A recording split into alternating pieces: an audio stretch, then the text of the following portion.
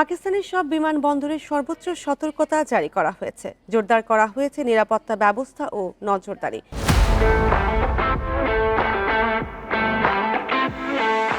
দেশটির বেসামরিক বিমান চলাচল কর্তৃপক্ষের বরাতে এ তথ্য জানিয়েছে দ্য এক্সপ্রেস ট্রিবিউন।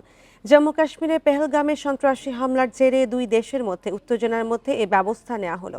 ভারতীয় আকাশসীমা দিয়ে যাতায়াতকারী বা সেখান থেকে যাত্রা শুরু করা সব বিদেশি এয়ারলাইন্সের ফ্লাইট এখন কঠোর নজরদারির আওতায় রয়েছে বলে জানিয়েছে পাকিস্তান কর্তৃপক্ষ। পাকিস্তানে এখনও ভারতীয় বিমান সংস্থাগুলো নিষেধাজ্ঞা বহাল রয়েছে, তবে অন্যান্য আন্তর্জাতিক ফ্লাইটগুলোকে নিরাপত্তা পর্যবেক্ষণের আওতায় রাখা হয়েছে।